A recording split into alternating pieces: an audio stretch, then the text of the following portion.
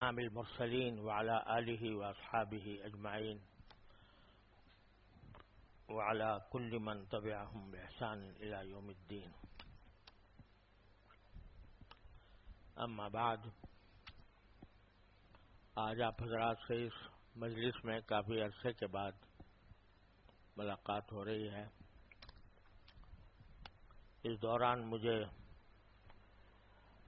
کئی سفر بھی پیش آئے، جن میں اللہ تعالیٰ کے فضل و کرم سے حرمین شریفین کا سفر بھی شامل تھا۔ اس کے بعد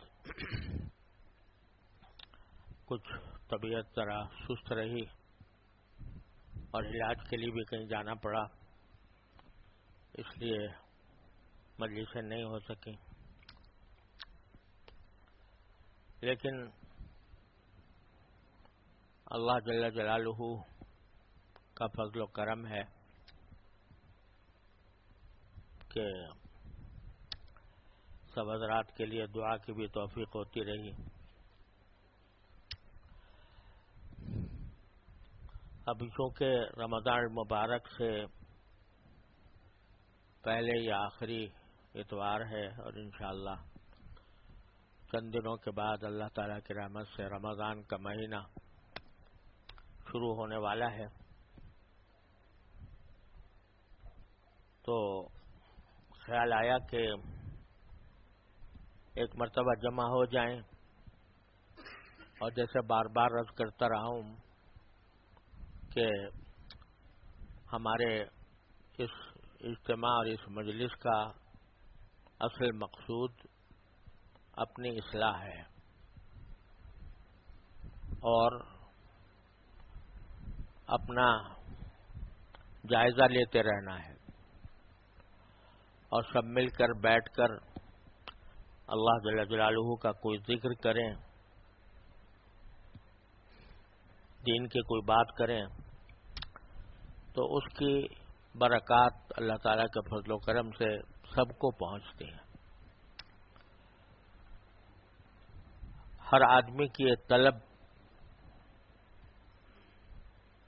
کا معیار الگ ہوتا ہے، لیکن ایک دوسرے پر جب ساتھ بیٹھتے ہیں طالبین، طلب رکھنے والے، تو ایک دوسرے کے اوپر ایک اس طلب کا انعکاس ہوتا ہے، جو بتاتے خود بڑی برکت کی چیز ہے۔ اس لیے خیال آیا کہ رمضان المبارک سے پہلے کچھ تھوڑا سا مذاکرہ ایسا ہو جائے کہ جو مہینہ آنے والا ہے اللہ جل جلالہ اس سے صحیح فائدہ اٹھانے کی بھی توفیق بخشیں، اور اس کے لیے تیاری کی بھی ابھی سے تیاری کی کوشش کی جائے۔ تو شاید آپ کو یاد ہو یا نہ ہو، آخری جو مجلس ہوئی تھی اس میں ایک دعا کی تشریح شروع کی تھی میں نے۔ ہم غور بھی کریں اور ارادہ بھی کریں تو اللہ تبارک و تعالیٰ اس کی برکت سے رمضان کا مہینہ ہم سے اچھی طرح گزروا دیں۔ وہ دعا یہ تھی کہ اللہم انی اسألک صحۃ فی ایمان و ایمانا فی حسن خلق و نجاحا تتبعہ فلاحا و رحمتا منک و عافیہ و مغفرتا منک و رضوانا۔ اس دعا میں حضور نبی کریم سرور عالم صلی اللہ علیہ وسلم نے چند چیزیں مانگی۔ پہلے تو یہ مانگا کہ مجھے صحت دیجیے ایمان کے ساتھ، میں آپ سے صحت مانگتا ہوں ایمان کے ساتھ، یعنی اگر صحت ہو، تندرستی ہو، بیماری نہ ہو، قوت ہو، طاقت ہو، العیاذ باللہ، لیکن ایمان نہ ہو، تو اس کا صحت کا کوئی فائدہ نہیں. اس لیے صحت ایمان کے ساتھ مانگی. اور جیسا میں نے اس وقت عرض کیا تھا کہ عربی زبان کے لحاظ سے ہونا تو یوں چاہیے تھا بظاہر کہ صحتن مع ایمان، صحت ہو ایمان کے ساتھ، لیکن مانگا یہ کہ صحتن فی ایمان. فی کا لفظ اگرچہ جب اس کی ترکیب وغیرہ کریں گے یا اس کی تشریح کریں گے تو یہی کہیں گے کہ فی معنی میں مع کے ہے کہ ایمان کے ساتھ، ایمان ہو، صحت ہو ایمان کے ساتھ. لیکن جیسا میں نے پہلے بھی عرض کیا تھا کہ یہ دونوں میں بڑا فرق ہے، مع میں اور فی میں. جب ساتھ کہتے ہیں صحتن فی ایمان تو مطلب کہ صحت بھی ہے الگ، ایمان بھی ہے الگ، دونوں ساتھ ہیں.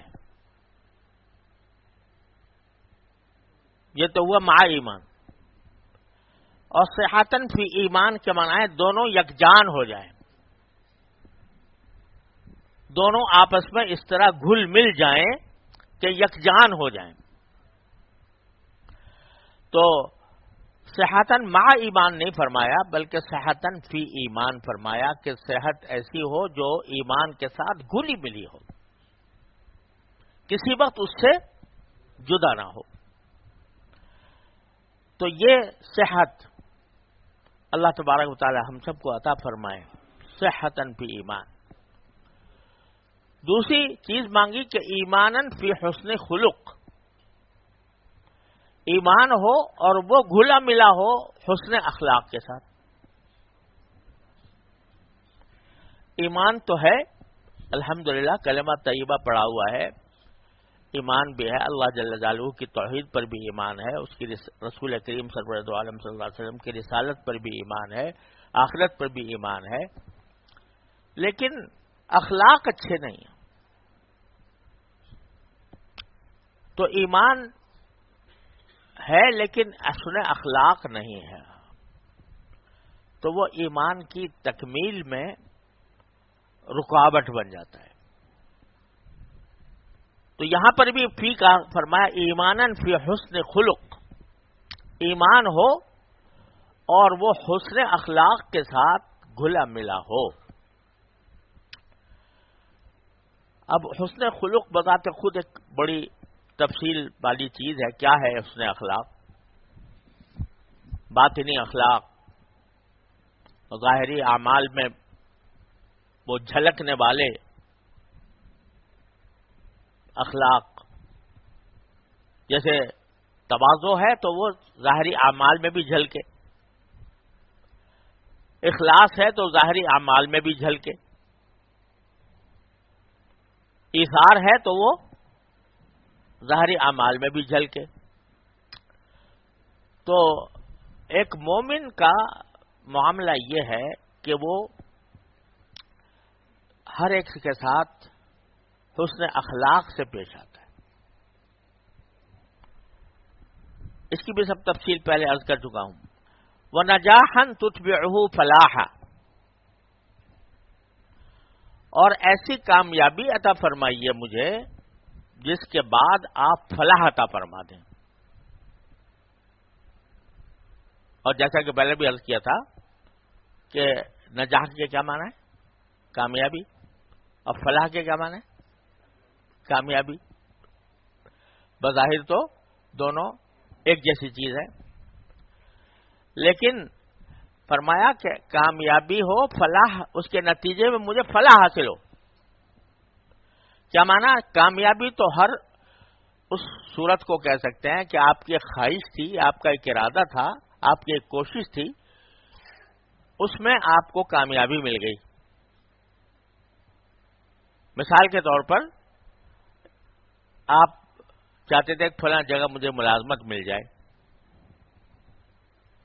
تو کوشش کی، اس کے لیے مل گئی، لیکن ملی ایسی کہ صبح سے شام تک تکلیف رہتی ہے،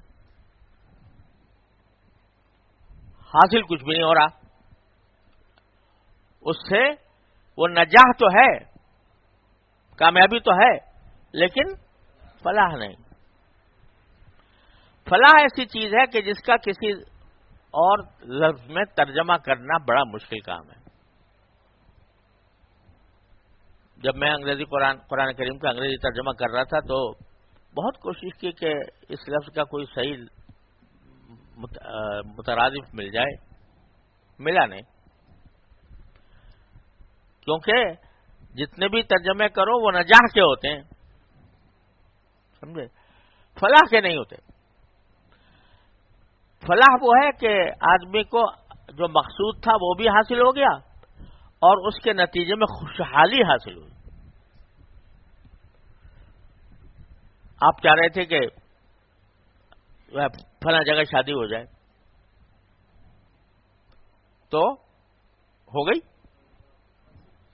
تو نجات ہو گئی، لیکن اگر وہاں دل نہ ملا، وہاں طبیعت نہ ملی، صبح شام لڑائی جھگڑے ہو رہے ہیں، تو نجات تو ہے لیکن فلاح نہیں۔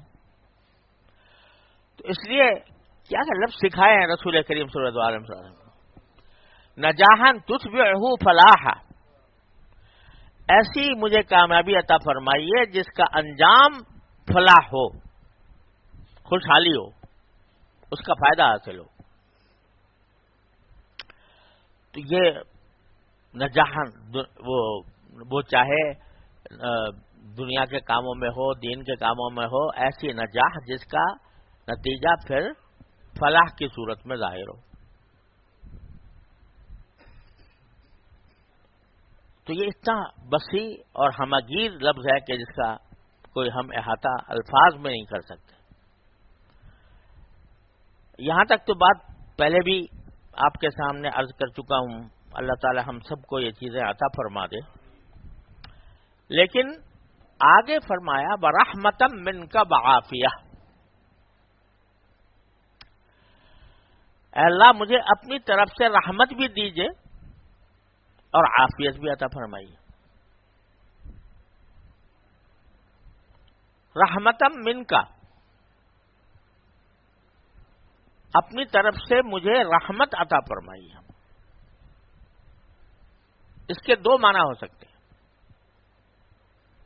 ایک معنی یہ ہے کہ اللہ آپ تو رحمان و رحیم ہیں، رحمت آپ کی صفت کمال ہے،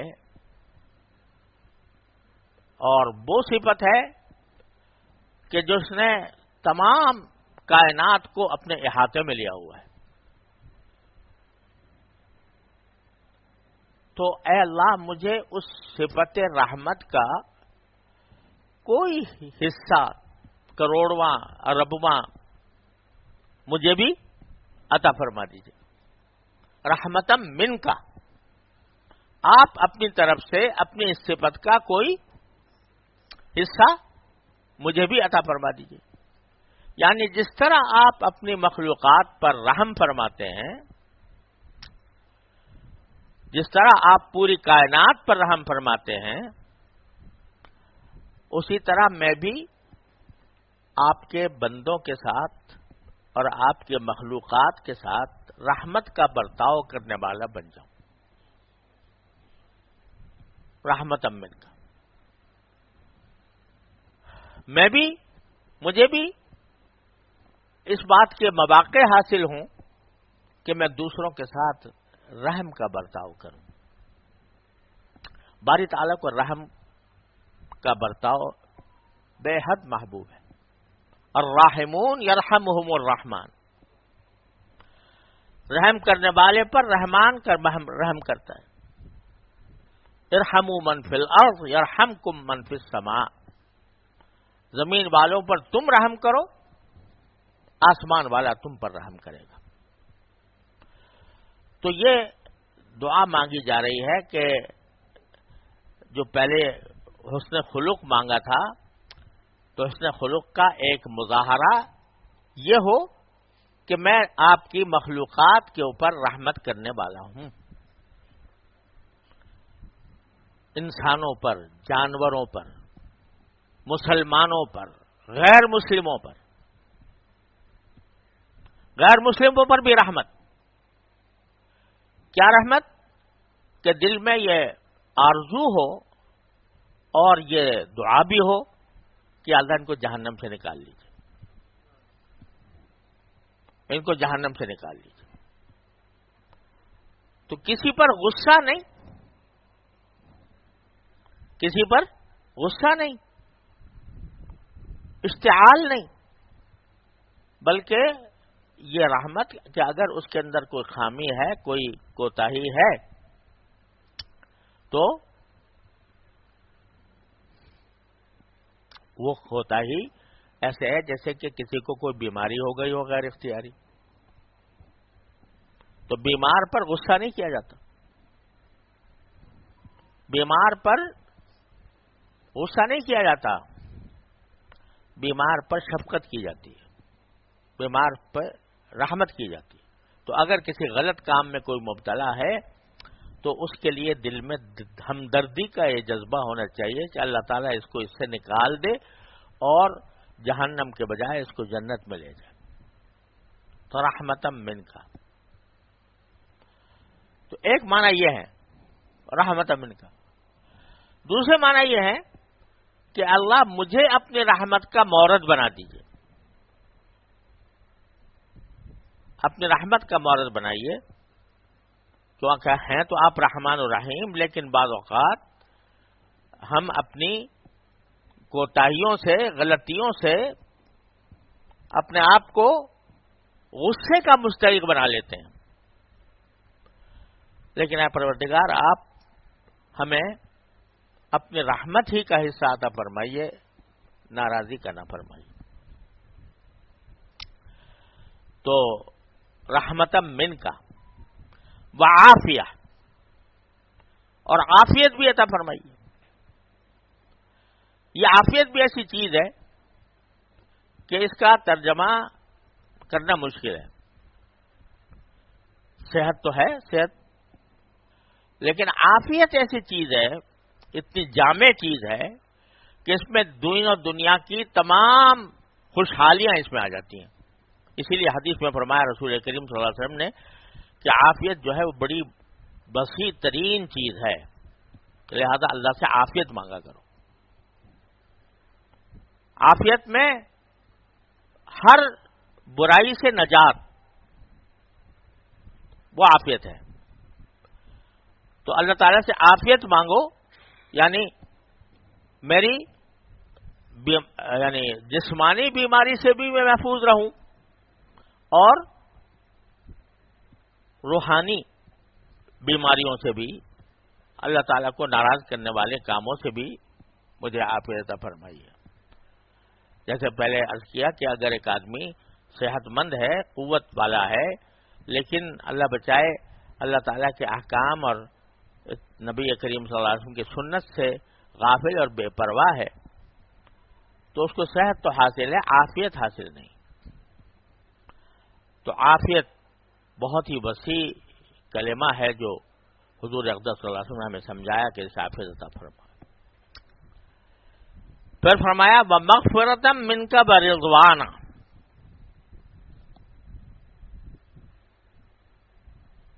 مغفرۃ منک ورضوانا، اے اللہ اپنی طرف سے مجھے مغفرت یعنی بخشش بھی عطا فرمائیے کہ میرے گناہوں کی بخشش ہو جائے،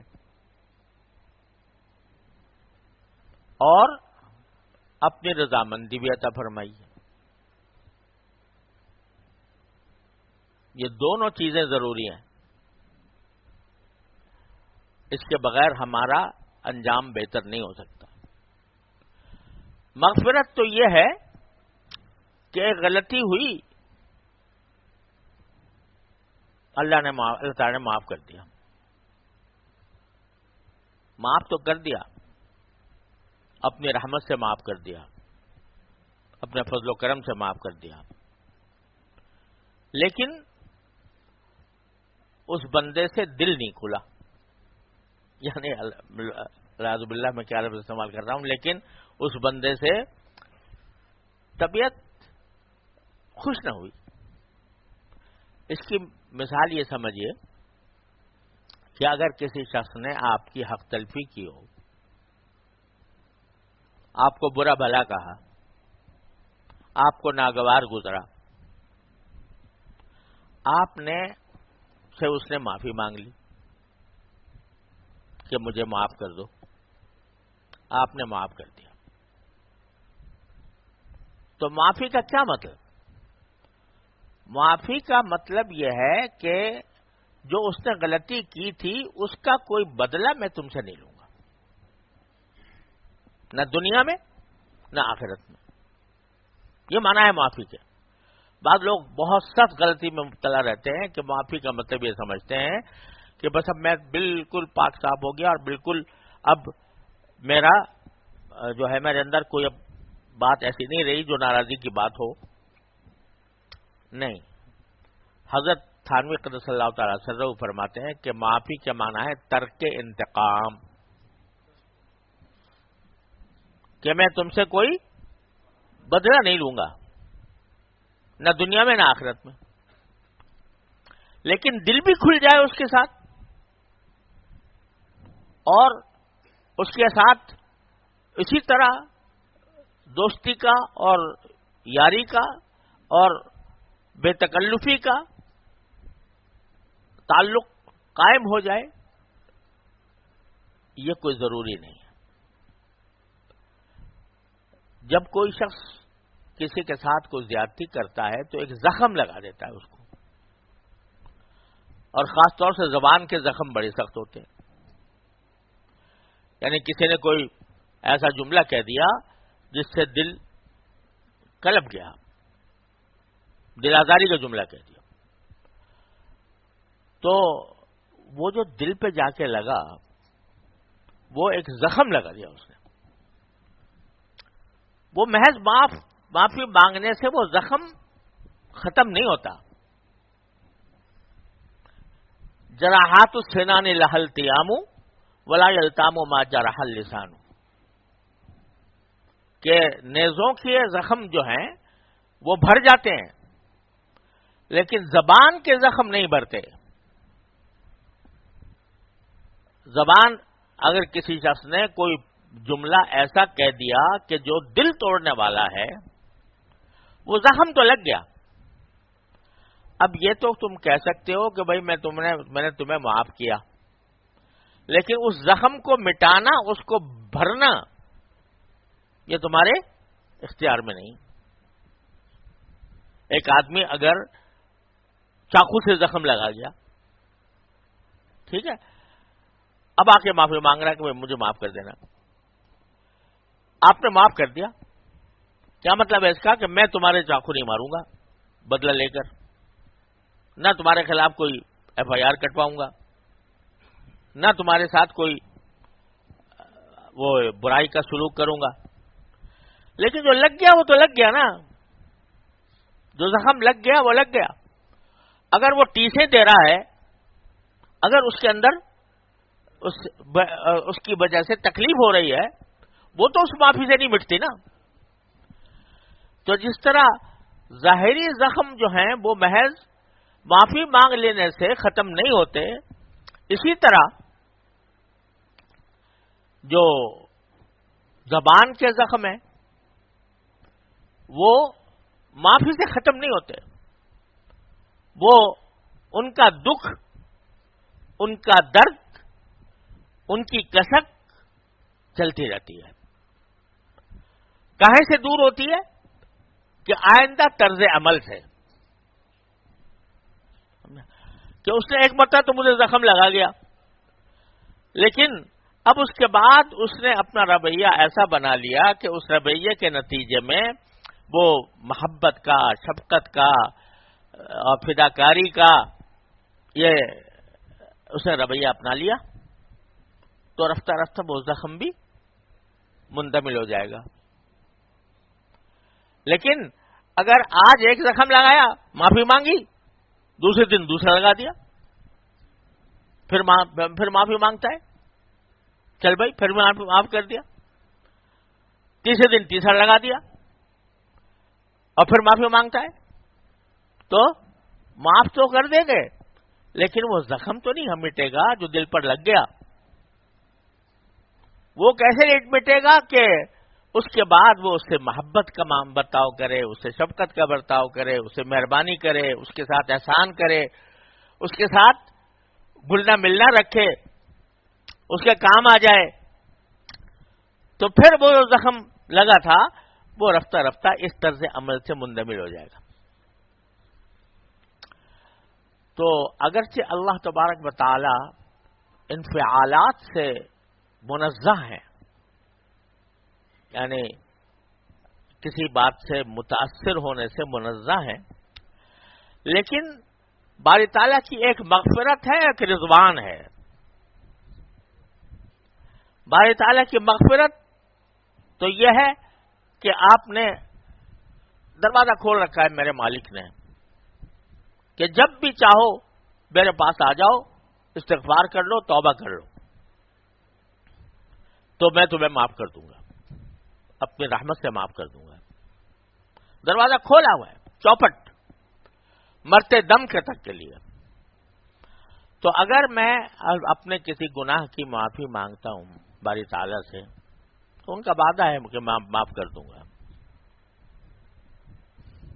اور اس درجہ دروازہ کھولا ہوا ہے کہ فرمایا والذین اذا فعلوا فاحشة او ظلموا انفسهم ذکروا اللہ فاستغفروا لذنوبهم ومن یغفر الذنوب الا اللہ, کہ جو سے اگر کوئی بے حیائی کا کام بھی ہو جائے, اپنی جان پر ظلم کر بیٹھیں, تو وہ اللہ کو یاد کر کے اپنے گناہوں کی مغفرت مانگتے ہیں. اور پھر کیسا خوبصورت جملہ فرمایا کہ من یغفر الذنوب الا اللہ, اللہ کے سوا ہے کون جو مغفرت کرے. تو ہم اس کو معاف کر دیتے ہیں. یہ دروازہ تو کھول رکھا ہے. لیکن آج میں نے ایک گناہ کی معافی مانگی, اللہ نے معاف کر دی, کل کو پھر وہی کر رہا ہوں, پھر بھی معاف کر دیں گے باری تعالیٰ. 30 مرتبہ پھر. اب آدمی کیے جا رہا ہے, معافی مانگا جا رہا ہے, کیا بھی جا رہا ہے, تو وہاں پر ولم یصروا علی ما فعلوا وهم یعلمون, جانتے بوجھتے اصرار نہ کرے گناہ کے اوپر. تو مغفرت تو ہو گئی معافی مانگنے سے, لیکن باری تعالیٰ راضی ہو جائیں, ان کی رضامندی حاصل ہو جائے, یہ طرز عمل پر مبنی ہے. تو اس لیے رسول کریم سرورت عالم صلی اللہ علیہ وسلم نے دونوں چیزوں کو ساتھ مانگا کہ اللہ مغفرت بھی چاہیے آپ کی, اور رضوان یعنی باری تعالیٰ کی رضامندی بھی چاہیے, آپ خوشی ہو جائیں مجھ سے. صرف اتنی بات نہیں اگر میں معاف کر دیا, لیکن جیسے میں اردو میں کہہ رہا ہوں اللہ تعالیٰ کے ذات کے ساتھ کہنا مناسب نہیں ہے, لیکن دل نہیں ملا اس سے, اور اس کے ساتھ بشاشت پیدا نہیں ہوئی, تو مغفرت تو ہو گئی, رضوان نہ ملا. برضوان من اللہ اکبر, اور اللہ تعالیٰ کی طرف سے رضامندی بہت بڑی چیز ہے. تو اللہ ہم آپ سے مغفرت بھی مانگتے ہیں اور مغفرت کے ساتھ رضوان بھی مانگتے ہیں کہ آپ کی رضامندی کی ہماری زندگی جو ہے ایسی ہو جائے جس سے آپ خوش ہوں, جس سے آپ راضی ہوں. تو اس سے دونوں چیزیں الگ الگ کر کے مانگی, مغفرت من کا برضوانا. تو بھائی ہم سب محتاج ہیں ان سب باتوں کے, ہم رحمت کے بھی محتاج, ہم عافیت کے بھی محتاج, ہم مغفرت کے بھی محتاج, ہم باری تعالیٰ کی رضامندی کے بھی محتاج. ہیں تو اتنی احتیاج ہماری، اتنی زیادہ حاجتیں ہیں کہ ان کی رحمت بھی چاہیے، ان کی طرف سے عافیت بھی چاہیے، صحت بھی چاہیے، ایمان بھی چاہیے، حسن اخلاق بھی چاہیے، کامیابی بھی چاہیے، فلاح بھی چاہیے، رحمت بھی چاہیے، عافیت بھی چاہیے، مغفرت بھی چاہیے، رضوان بھی چاہیے. اتنی ساری نعمتوں کے ہم محتاج ہیں باری تعالیٰ کی طرف سے. لیکن لگے ہوئے ہیں کس کام میں؟ چاہتے تو یہ سب کچھ ہے، لیکن لگے کس کام میں لگے ہوئے ہیں؟ صبح سے لے کر شام تک کی مصروفیات، صبح سے لے کر شام تک کی دوڑ دھوپ، سوچ بچار، وہ کہاں جا رہی ہے؟ وہ ان نعمتوں کی طرف جا رہی ہے یا دنیا کے کام دھندے میں جا رہی ہے؟ ساری امنگیں، آرزوئیں، دوڑ دھوپ، جد و جہد عام طور سے الا ماشاء اللہ گھوم رہی ہے ساری دنیاوی مفادات کے گرد. وہ چاہے مال و دولت ہو، چاہے وہ جاہ و منصب ہو، یا شہرت اور مقبولیت ہو، ان کی خواہشات کے گرد ہماری دنیاوی زندگی گھوم رہی ہے. اور یہ جو صفات ہیں جو مانگی جا رہی ہیں، ان کو حاصل کرنے کے لیے ہمارے 24 گھنٹوں میں سے کتنا وقت ہے جو ان کے حصول کے لیے ہم خرچ کرتے ہیں؟ تو اللہ جل جلالہ نے اپنے فضل و کرم سے ایک نظام ایسا بنا دیا کہ اللہ میں نے تو ہمیں پیدا کیا، ہمیں ظالم بھی ہمیں کہا، جاہل بھی کہا، انہو کانا ظلوما جہولا. تو جانتے ہیں بڑی تعالیٰ ہماری حقیقت، یہ ظالم بھی ہے، یہ جاہل بھی ہے.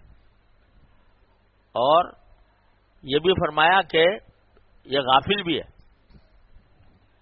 اور یہ بھی فرمایا کہ جلد باز بھی ہے نا. یہ سارے اوصاف اللہ تعالیٰ نے ہمیں ہمارے بیان کر دیے، خود پیدا کیے انہوں نے. تو معلوم سے زیادہ کون جانے گا؟ الا یعلم من خلق وهو اللطیف الخبیر. تو یہ سارے اوصاف تو اللہ تعالیٰ کو پتا ہے کہ یہ جو بندہ میں نے پیدا کیا ہے یہ عجیب غریب قسم کا ہے. یہ اس میں جو ہے قد افلح من الہمہا فجورہا و تقواہا، یہ میں نے ایسا کیا ہے، اس میں غفلت بھی ہے، اس میں وہ بھی ہے، اس میں جہالت بھی ہے، نادانی بھی ہے، اور یہ اپنے اوپر ظلم کرنے والا بھی ہے، سارا کچھ ہے. تو جب ہم اس کو چھوٹ دیں گے کہ جا بھائی تجھے کھانا بھی کمانا ہے، تجھے کھانا بھی کھانا ہے اور روزی بھی کمانی ہے، روزی کمانے کے لیے اس کو چھوٹ دے دی کہ تو تجارت تو کر سکتا ہے، زراعت تو کر سکتا ہے، ملازمت تو کر سکتا ہے، اچھے کھانے بھی کھانا تیرے لیے جائز ہے، سب کچھ اس کو چھوٹ دے دی. تو یہ غافل انسان، یہ جاہل انسان، یہ اسی میں الجھ کے رہ جائے گا. اور اس میں الجھ کر رہنے کی وجہ سے یہ وقتاً فوقتاً ہمارے قرب سے محروم ہوتا رہے گا. تو اللہ تبارک و تعالیٰ نے اپنے فضل و کرم سے یہ کیا کہ ہم چل تو جو کچھ کس طرح گزار رہا ہے زندگی، لیکن کچھ ایام ہم تجھے ایسے دے دیتے ہیں کہ جس میں تو کھنچ کے ہمارے پاس آ جائے. یہ جو ادھر ادھر بھاگ رہا ہے، تو ادھر ادھر بھاگنے سے تجھے بچا کر کچھ دن ایسے دے دیتے ہیں، ایک مہینہ ایسا دے دیتے ہیں کہ جس میں تو اپنی ان دنیاوی مصروفیات سے اپنے آپ کو تھوڑا سا خالی کر کے ہمارے قریب آ جا، ہمارا قرب حاصل کر لے. اس لیے آ رہا ہے رمضان، اس لیے آ رہا ہے رمضان. بات صرف روزہ رکھنے کی اور تراویح پڑھنے کی نہیں ہے. بے شک جو فریضہ ہے وہ یہی ہے، صرف اتنا نہیں ہے. اس لیے آ رہا ہے کہ تم دنیا میں غرق ہو چکے ہو، اور اس غرق ہونے کی وجہ سے تمہاری مصروفیات اپنے پاس بلاتے ہیں، اور اس طرح بلاتے ہیں کہ تمہیں ہمارے قرب حاصل کرنے میں جو جو رکاوٹیں تھیں ان کو ہم یا دور کر دیتے ہیں یا کم کر دیتے ہیں. تمہیں شیطان بہکاتا تھا، چلو ہم نے اس زمانے میں اسے قید کر دیا. تو تمہارے گناہوں کے دو سبب تھے، ایک شیطان اور ایک تمہارا نفس. ان میں سے ایک کو ہم نے قید کر دیا. اب صرف ایک چیز باقی ہے، اس کے اوپر قابو پاؤ. شیطان سے تمہیں نجات دے دی. آپ کھلی آنکھوں دیکھتے ہو کہ رمضان کے مہینے میں گیا سے گیا انسان جو 5 وقت کی نماز بھی مسجد میں آ کے نہیں پڑھتا، تراویح کی لمبی نماز میں کھڑا ہے. کیوں؟ اس لیے کہ اللہ تعالی نے شیطان کو قید کر دیا. جہاں رہا نفس، ارے اسی نفس کو کچلنے کے لیے تو تمہارے لیے روزہ فرض کیا. روزہ اس لیے فرض کیا کہ تمہارا دل چاہ رہا ہے کھانے کو پینے کو، گرمی کا موسم ہے، ٹھنڈا پانی تیار ہے، فریج میں رکھا ہوا ہے، کوئی دیکھنے والا نہیں ہے، پی سکتے ہو، پیاس بجھا سکتے ہو. لیکن کوئی مسلمان کیسے گیا انسان وہ روزہ جب رکھ لیا تو کوئی اس کو لاکھ روپے بھی دے کہ توڑ دو، نہیں توڑے گا. یہ کیا ہو رہا ہے کہ نفس کی خواہش کو کچلنے کی بس کرائی جا رہی. تو تمہارے دو دشمن تھے، ایک شیطان ایک تمہارا نفس.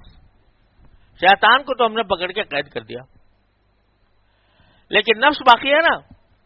اس نفس کو عادی بنانا ہے اس بات کا کہ ہر خواہش پر عمل نہیں کرنا ہے. صوم کے معنی ہی ہے. صوم کے معنی یہ ہے کہ آدمی اللہ جل جلالہ کے حکم کے تابع ہو کر کھانے کی خواہش کو بھی کچلے، پینے کی خواہش کو بھی کچلے، نفسانی خواہشات کو بھی کچلے. سارا دن اس کام کے لیے تمہیں مشق کرائی جا رہی، ٹریننگ کورس سے گزارا جا رہا ہے. آدمی کو یہ سمجھ کر رکھنا چاہیے روزہ،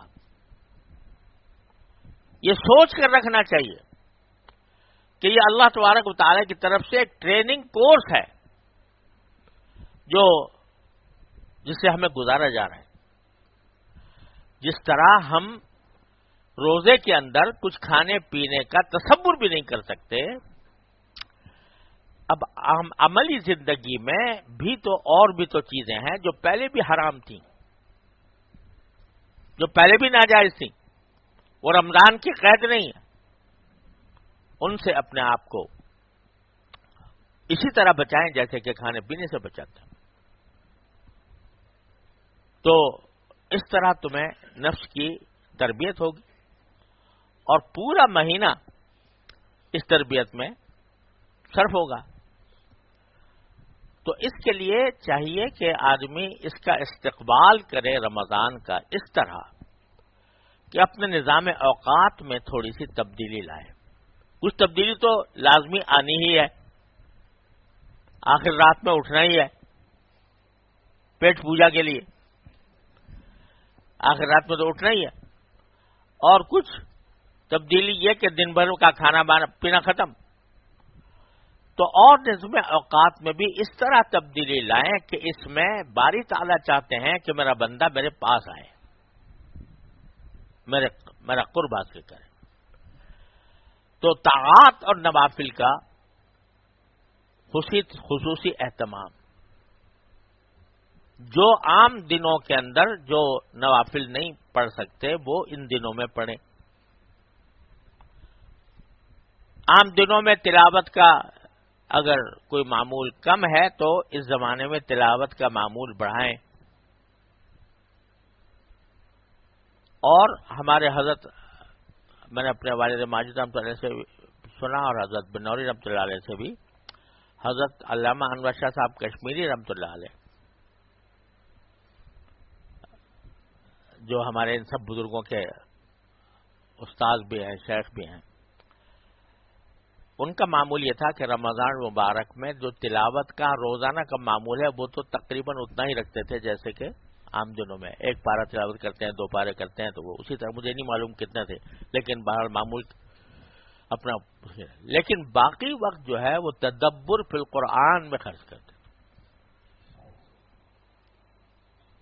قرآن کریم کے تدبر میں. قرآن کہتا ہے افلا یتدبرون القرآن ام علی قلوب اقفالها، تو وہ اس میں خرچ کرتے تھے کہ اب خود بہت بڑے علامہ ایسے حافظ العصر، لیکن تفسیر کی کتابوں کے مطالعے میں مصروف ہیں، اور اس زمانے میں جو بات مطالعہ کرتے تھے تو انہی کے نوٹ جمع کیے، تو وہ مشکلات القرآن کے نام سے چھپے ہوئے ہیں. تو بھائی ہر چاہے عالم ہو چاہے نہ ہو، لیکن کچھ وقت اس کام کے لیے نکالیں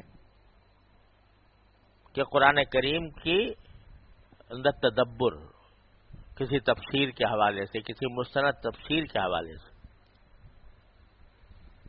تو یہ 3 چیزوں کا اہتمام اگر کر لیا جائے، جو نوافل عام دنوں میں چاہے معمول نہ ہو، ان دنوں میں ان کا اہتمام کریں. آدمی کو سحری کے وقت میں اٹھنا ہے، تھوڑا سا پہلے اٹھ جائے اور تہجد کی نماز کم از کم رمضان کے اندر آخری شب میں ہو جائے، تلاوت کی مقدار بڑھ جائے، اور کچھ وقت قرآن کریم کے تدبر کے لیے کسی تفسیر کے مطالعے میں، مستند تفسیر کے مطالعے میں صرف کریں. حضرت والی صاحب ڈالے کی معرف القرآن الحمدللہ بہترین ہے اس کام کے لیے. تو غرض خلاصہ یہ ہے کہ رمضان کی تیاری، اس کا استقبال، اس طرح کریں کہ اپنے نظم اوقات کو اس طرح متعین کریں کہ جتنا زیادہ سے زیادہ ہو سکے تعلق مع اللہ میں اضافہ ہو، قرب الی اللہ میں اضافہ ہو ان اعمال کے ذریعے. اللہ تعالیٰ اپنے فضل و کرم سے، اپنے رحمت سے ہم سب کو اس کی توفیق عطا فرما دے. وصلی اللہ تعالی علی خیر خلقہ سیدنا محمد.